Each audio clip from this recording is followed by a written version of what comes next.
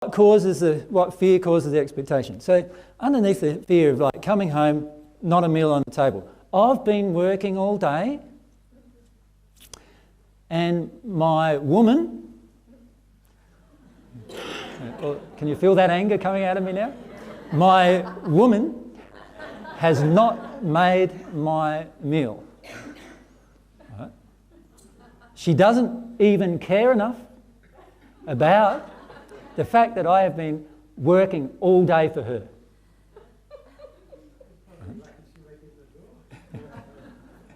Now that's the underlying, so that anger obviously covers a fear. So what's the fear that causes that? Well, the fear is that she doesn't love me. My woman actually doesn't love me. Isn't that the fear? And you feel she's just demonstrated it. She's demonstrated it by not having the meal ready at the time that you feel it should be ready. So what emotion am I avoiding? I'm avoiding feeling unloved by my wife. I feel unloved by my wife. And instead of saying, actually, darling, I feel unloved by you in that moment, what we normally do instead is we get upset and angry because we don't even want to feel the feeling of being unloved in that real situation right there and then. Does that make sense? But if we could learn to voice it, actually, I feel unloved right now. And she says, yeah, go with that. Let's see where that takes you. Because the truth is, she's made 365 meals for you this year already. like if you're not feeling loved after that, something's wrong, right? So you let yourself feel, she says, yeah, go with that. So you're feeling unloved. And eventually, if you just allow yourself to actually just feel the feeling in that present moment. So you don't have to go seeking for any childhood stuff here. All we're feeling at this moment is my wife, someone who says she loves and cares for me, doesn't love or care for me. That's what I feel right now. That's what I'm feeling right now. And she, if she was in a good place, would actually allow me to go down this track emotionally. Actually, I'm feeling like you don't love me right now. I've been working all day, I feel quite exhausted. And after working all day, I don't really feel like coming home and making my own meal. You haven't been working all day, some half of the day you're out with your, let's say we're not got children. Half the day you're out with your girlfriends and the other half of the day you went swimming and you did some of your art in the room there, and because you were so involved in that, and I've been working all day for us, and I'm not. So what I'm doing now, can you see what I'm doing? Instead of going into the rage and anger about the situation, I'm trying now to just connect with, by describing how I'm feeling, I'm trying to connect with the sadness that's inside of me about the issue. Does that make sense? And I'm feeling quite unloved right now. And then all of a sudden what will start happening when you get used to doing this all the time, the emotion itself of sadness will just rise in you and you just start allowing yourself to cry. So you just start crying and actually I'm feeling so unloved by you now, and if you just allow yourself to keep talking and allow yourself to keep feeling the emotion, eventually what will come up is the actual emotion that you feel she doesn't love you in that moment. Now the beauty of doing that is that underneath that will often be the truth, something to do with your childhood, but you don't actually have to know what it is at this point. All you need to do is go into owning the actual emotion there and then. Does that make sense? So here I am, I've already done this preliminary work. I want to know all of my addictions. I list everything that makes me angry. I define my expectations, and then I look at my fears. So I've done all that intellectually. So I'm at least a little bit open to the whole process now of examining my emotions and examining my addictions. But what I'm saying the next step really is, in the situation, be completely truthful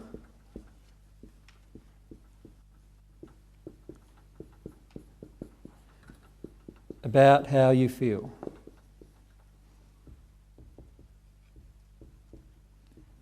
Now, I just want to define completely truthful.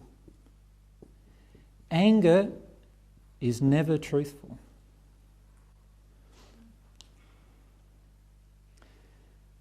Because anger isn't about how you feel, it's about what you're projecting at another person. You're not owning it. When I say anger, like, you can be angry and feel it truthfully inside of yourself, but if you do, it'll be a very childlike type of anger. The truth is, for the majority of us, anger is not a truthful condition. We're not being honest with ourselves when we're in anger. We're being in our addiction. Remember, everything that makes us angry is proof of the addiction. And the addiction is not a truthful place in feeling a causal emotion. Right? So if I'm in the situation, I need to learn to be completely truthful about how I feel. So in the example I gave, I'm really angry with you because you have not cooked my dinner, and I'm sick to death of coming home, not having a dinner in front of me, and off I go. Now, is that being truthful? No. Now, at the time, I'm going to think it is. That's my problem. Because at the time, I am in my addiction, right? And I need to get out of my addictions and get into emotions, which are the opposite to the addiction. So in a situation, I need to be completely truthful. I just flump on this, flump down on the lounge, So sit down, and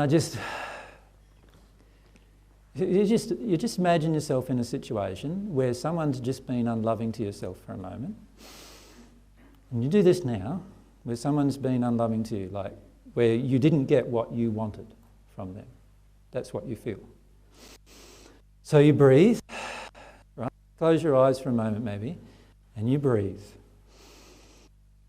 Start voicing out loud how you're feeling, right? I'm feeling really upset, actually. So you start describing how you're feeling. Your partner, if you're not used to dealing with emotions, then just inform your partner beforehand. This is the kind of thing you're going to do, instead of yelling and screaming at them. I'm sure they'll be impressed. Right? So what you do instead is you allow yourself to breathe and feel, and start describing to yourself, but out loud. See, there's a power in doing it out loud too. There's this real power in doing it out loud, because when you're doing it in your head, you're not always connecting to the emotion of it. When you're doing it out loud, you're starting to really let yourself feel the emotion up. So you're closing your eyes so you're not distracted by everything going on around you, and you're starting to feel your emotions. And they can be there or not, but it'd be lovely for them to be there, because there will be something in this for them as well, generally. Because everyone's law of attraction generally finishes up triggering another person. And if both people are open enough, you can deal with a lot of things emotionally. So when myself and Mary are going through things, the other person generally is just sitting there listening to what we're going through, right? And allowing us, not projecting at us to do it or anything like that, but just allowing us to voice what's going on. So actually I feel really upset and angry, actually. So you allow yourself to shake and feel the anger that you feel. Right? So I feel really angry and frustrated, actually. And so about coming home to no dinner, right? So you feel really angry. And then you'll start very rapidly, generally feeling that anger and connecting what it's about. It's about the fact that there's no dinner on the table, and how does that feel? What does that feel? You can ask yourself that question. What does that feel like? Well, I've been working all day, and you haven't been working all day, and I'm working for us, and we have to pay the bills and everything else. I feel so. In the end, you know what you might get to? That you actually don't like your job. You might even get to that. It might be something completely unrelated to what you thought it was going to be related to. And that you're just sick and tired of working in this job, and you're so distressed about it that you haven't got a job you love, that by the time you come home you're just physically exhausted with the distress of not having a job you love. It might be just that simple, that the emotion that comes up. But if you allow yourself to connect to it, and allow yourself to breathe, and allow yourself to feel it in the situation, you'll get to a point where you start feeling the emotion, if you do that all the time. But it's about being truthful.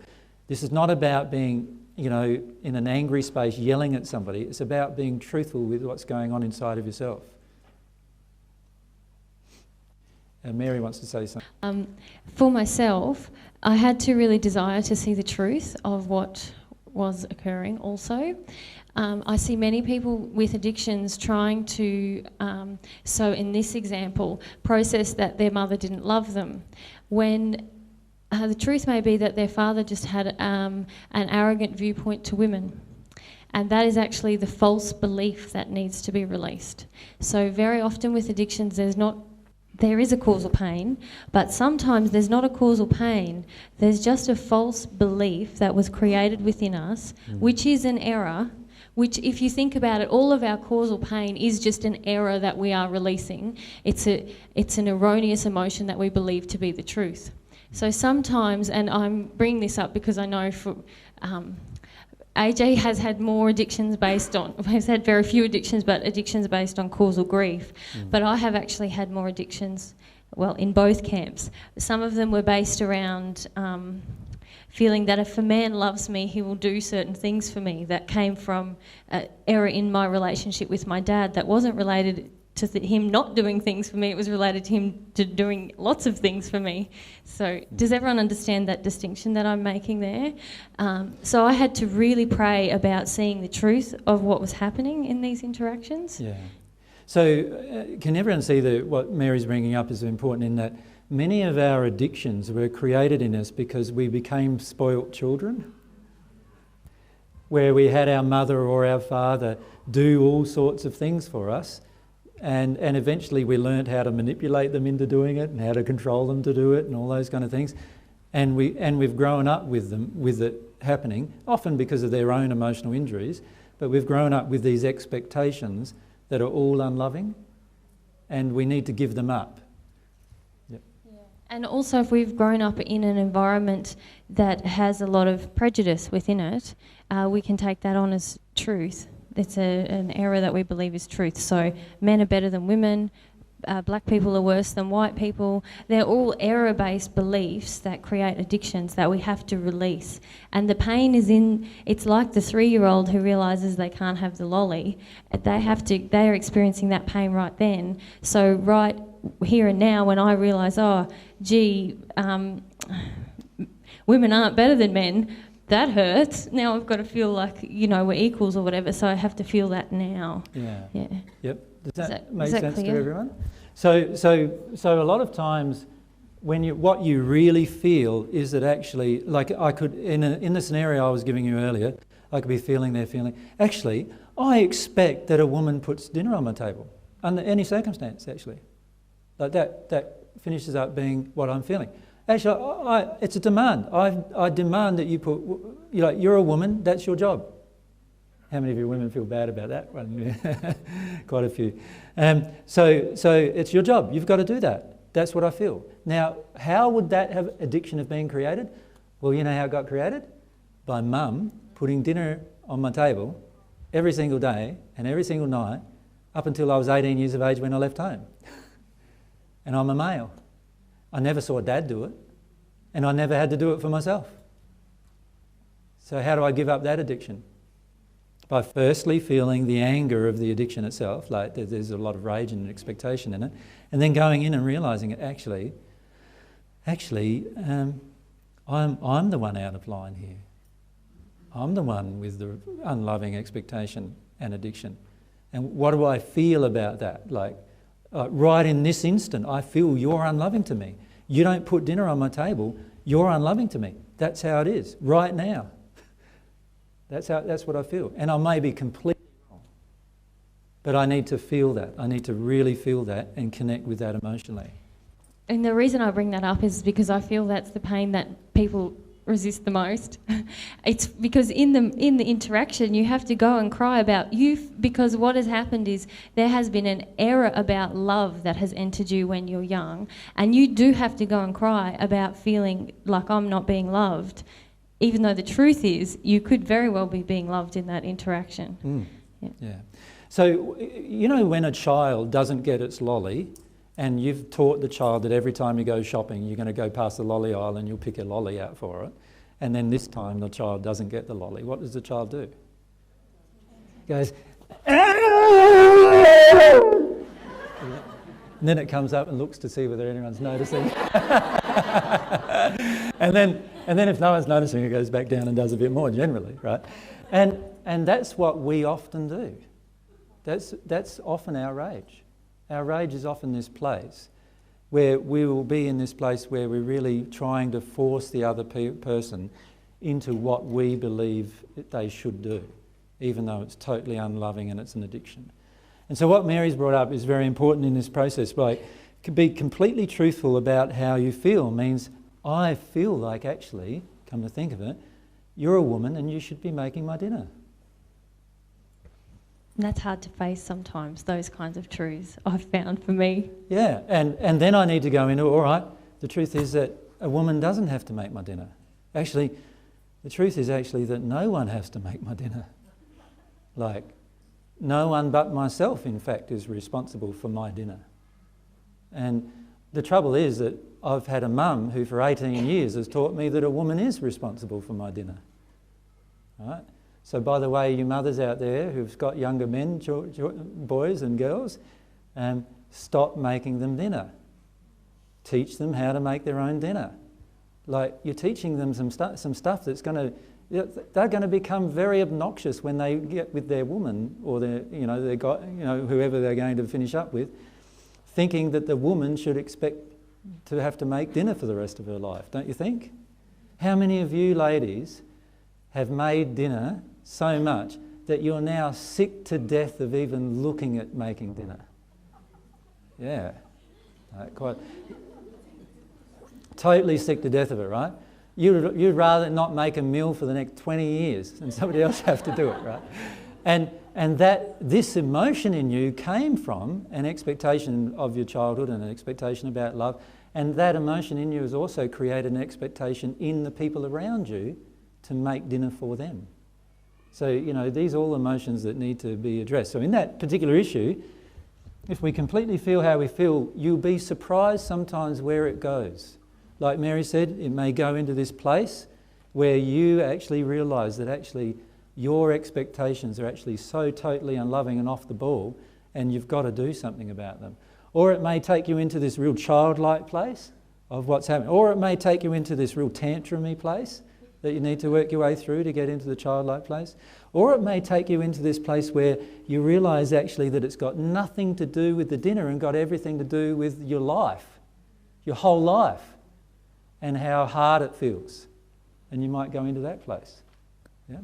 And either way, you will need to make some choices and decisions to change your life, obviously.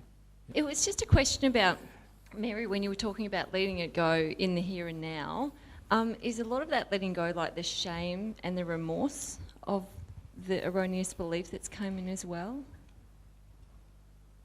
Yeah, first, sometimes I have to work through that to get to actually grieving that I'm not. It just feels like to me, I can't expect this anymore, and that feels really. I'm unhappy about that. Like, I'm trying to think of one that happened with AJ. I wanted him to protect me. And then I realised that's totally out of harmony with love. And so I had some shame about the fact that I've been demanding that he protect me all of the time. But then I had to grieve the fact that no one but me is going to protect, God. But I had to feel like I can't expect a man to protect me anymore. That feels really unsafe. I feel really sad about that. So it was really just releasing the expectation. That's what it was for me. But then again, underneath that, Mary found that there was a lot of emotions about safety from our past and so forth that eventually she connected to. Does that make sense? So safety. So whenever I start talking the truth to a group of people who are angry, what would happen is Mary would get upset with me. Does that make sense? Because she could feel the anger of the audience, she straight away feels unsafe, and then she feels like I'm putting us in an unsafe place, and then because my role is to protect her, then I've got to get out of this unsafe place. Now, unfortunately, what I do is I just keep talking generally, and so her addiction isn't met, and so she gets upset about it and angry about that. Does that make sense? And then she had to just feel that in that moment. Can I say, though, that I don't think I'm through that causal emotion about our safety, but I feel I have given up that addiction? Yes. So that's one thing that. to bear in mind too, is that every addiction you give up, you'll find the anger that goes along with it dissipates. That's the beauty. You may not get to the causal emotion sometimes with these addictions, but from that point on, you will no longer have anger when your addiction isn't met. Does that make sense? So many of us have instant anger when our addiction doesn't get met. Instant hurt, instant resentment, all of those instant feelings that come up, where we fire up. And those feelings are all about our addictions getting met. When you deal with the addiction and feel through it emotionally, you'll get to the point where you still may have an underlying causal emotion you need to release, but the actual addiction itself won't drive the angry. There's no addiction anymore, so therefore no angry response. Remember, the addiction is there to mask the causal emotion. That's the purpose of it. So when I'm prepared to acknowledge the addiction, feel it, now it's not masking the causal emotion. So now the causal emotion has a chance to actually come up and be felt. Does that make sense? You wanted to say, Mary? Same thing, was it? Yeah, just the same thing. That now that emotion is far more present for me all of the time. Yes. The safety thing. So now what happens is, if I talk to a group of people who are angry, Mary, instead of being angry with me, is actually crying because these people are angry and she feels terrible about it. Does that make sense? She's now in the causal emotion because the actual addictive behaviour to get out of the causal emotion is no longer present. So the anger can subside as soon as you identify the addiction? No, you have to feel your way through the addiction and the anger will subside. It's very rare for you to notice it intellectually and the anger subsides. You'll find that the anger will keep coming up until you feel the reason why the addiction was created. I'm not getting what I want here. I'm not, when you feel your way through that and release that and cry about that, then the addiction is gone and it's like the addiction disappears. It's like it just goes into nothing. And from that moment on, now the causal emotion is there, ready to be felt at any time it's triggered, and you won't have an addictive response to it. Does that make sense to everyone? Yes, thank you. And that's the beauty of doing it too, is that you actually get out of anger. You have anger very little, or after you deal with this, like addictions, you'll find you'll have very little anger in any of your processing. So if there's still anger in your processing, there's a lot of addictions in place still. When you get to the place where you've dealt with a lot of the addictions, the anger itself often is completely gone out of all of your processing. So now, even though Mary still has the emotion where she's afraid for our lives at times, with different interactions that are happening with us and different things that happen and people tell us, and different feelings that people project at us, and she's still afraid of that, she's now not angry with me or with the people doing it anymore. So could there still be some childhood anger present though? Oh, certainly there can be. Yeah, but the adult that's anger. why I said rare rather than non-existent. But it should be anger in your work, in your processing work. You need to get to a point where your anger is not even there in a real way. Not that you're intellectually getting out of your anger all the time, but in a real way the anger isn't even present with you anymore. If your anger is present, you know that you're in an addiction still, right? You're in an addiction still when that anger is there. And anger is a beautiful way. And remember I gave a talk about anger being your guide? Anger being your guide, yeah. And your anger is a beautiful guide into what your demands and expectations that are unloving are all about. Your anger is all about that.